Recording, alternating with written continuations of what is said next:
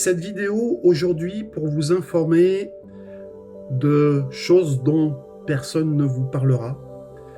Parce que vous ayez un coach, que vous ayez un médecin, que vous ayez un préparateur physique, ces personnes-là s'occupent de vous sur l'instant. Mais ils n'ont pas de vue à long terme de votre santé et de votre bien-être.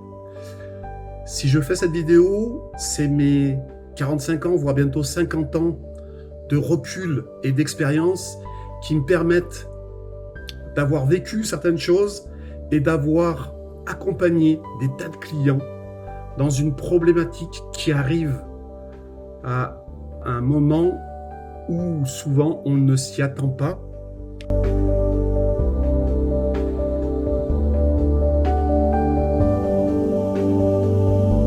En musculation et en bodybuilding, il y a une hormone qui obsède tout le monde, la testostérone.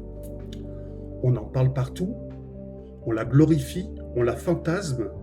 Oui, elle est importante, mais ce que beaucoup de gens ignorent, c'est que les dégâts les plus graves à long terme ne viennent pas forcément de là. Le vrai problème, ce sont les hormones métaboliques, celles dont on parle très peu, mais qui décident de ta longévité musculaire et de ta santé.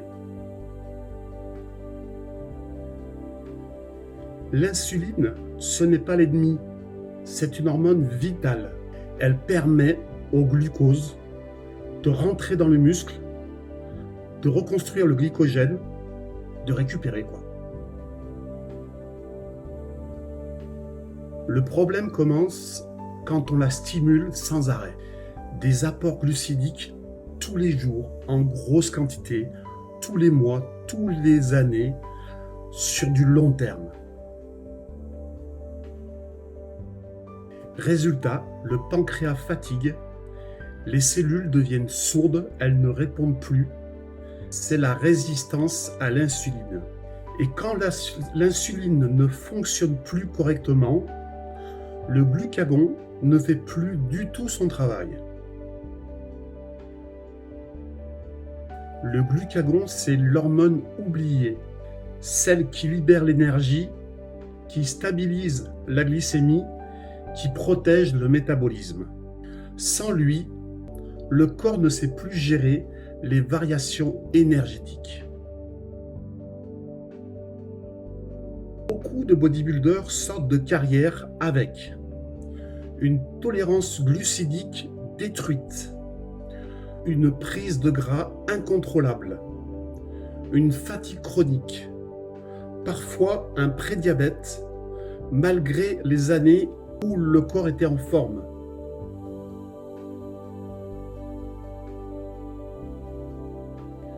Alors, la testostérone peut chuter, oui, mais une TRT peut la stabiliser. Mais le pancréas épuisé, c'est beaucoup plus difficile à gérer et à réparer. La vraie intelligence de l'entraînement, ce n'est pas seulement d'optimiser une hormone, c'est de préserver l'équilibre hormonal global. Performance, oui, mais pas au prix de ta santé métabolique. Parce qu'un physique impressionnant aujourd'hui, sans métabolisme fonctionnel, demain, ça s'appelle une victoire à court terme. Petit rappel des organes que l'on met en souffrance.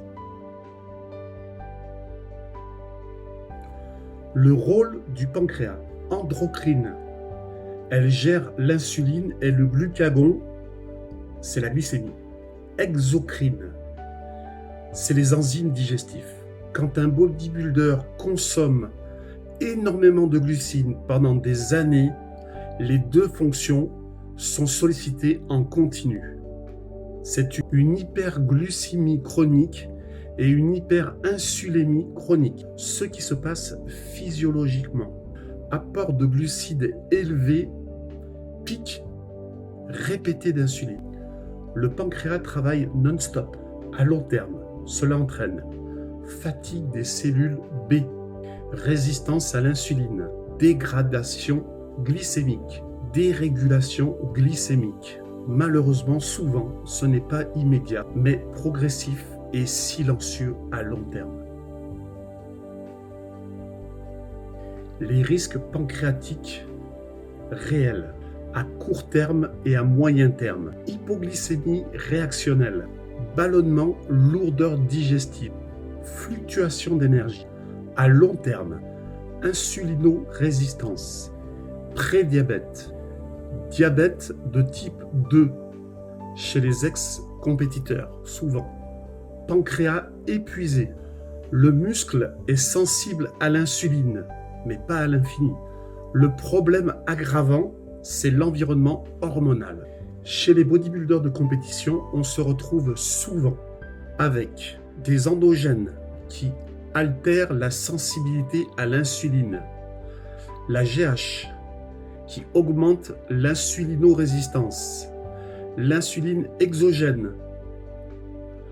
Ce cocktail accélère la dégradation pancréatique. Il y a le système digestif aussi qui trinque. La surcharge glucidique chronique entraîne une fermentation intestinale, une dysbiose, une inflammation digestive, une perméabilité de l'intestin accrue. Les signes fréquents sont les ballonnements constants, le ventre dilaté, les gaz en hyperabondance, un transit irrégulier, une intolérance progressive aux glucides. Le paradoxe en bodybuilding, c'est que plus on consomme de glucides pour performer, plus on crée un terrain métabolique fragile à long terme. Beaucoup d'anciens bodybuilders, d'anciens compétiteurs se retrouvent avec une intolérance aux glucides. Ils prennent rapidement de la graisse, beaucoup plus facilement qu'avant et que les autres. Ils développent des troubles glycémiques après la carrière. Bien sûr, dans ces compétiteurs, il y a des gens qui ont de la chance ou qui sont génétiquement plus aidés à passer ces épreuves. La masse musculaire aussi élevée crée un tampon glycémique. La durée de la carrière fait aussi, on va dire, facteur de plus ou moins.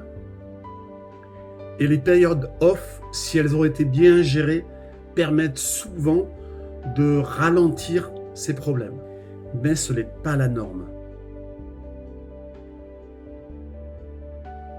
Comment limiter ces dégâts ? Déjà, il faut avoir une approche intelligente et connaître la problématique et connaître la physiologie. Alors, je ne vais pas rentrer dans un protocole détaillé que je donne à ces personnes que je rencontre aussi dans mes suivis, mais je peux vous aiguiller déjà sur un cyclage glucidique alterné avec des périodes de décharge métabolique. Il faut gérer l'alimentation pour travailler sur la sensibilité à l'insuline.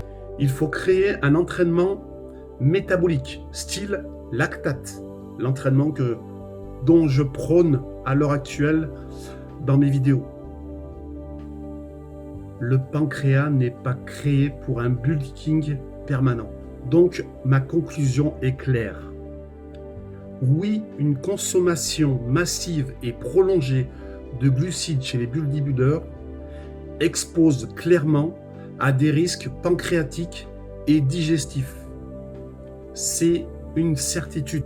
Ce n'est pas une question de si, c'est une question de quand et à quel degré et à quelle période ça va arriver. La longévité métabolique doit être pensée comme l'entraînement. Elle doit être planifiée. Il faut essayer aussi de créer des repos pancréatiques réguliers, voire des jeûnes, des semi-jeûnes. Enfin voilà, essayer de trouver à reposer le système digestif et pancréatique. Il est clair que cette vidéo est mon expérience et le retour du bodybuilding sur des années et des années. plus on avance dans la prise de volume en compétition, et plus on aggravera ce problème, et il arrivera de plus en plus tôt chez les bodybuilders, de plus en plus jeunes. Mais on ne peut pas y échapper. Autant, comme je vous l'ai dit, la testostérone peut se rééquilibrer et retrouver une stabilité, autant un pancréas fatigué, une insuline qui est ingérable, c'est très compliqué pour pouvoir après être en bonne santé et obtenir un métabolisme qui fonctionne bien. Pour les jeunes qui partent dans la compétition à fond, je vous conseillerais d'aller voir un homme de médecine. L'idéal, ça serait un endocrinologue qui s'y connaissent justement dans les problèmes de nutrition à long terme, sur les problèmes de quantité de glucides qui peuvent apporter ces problèmes.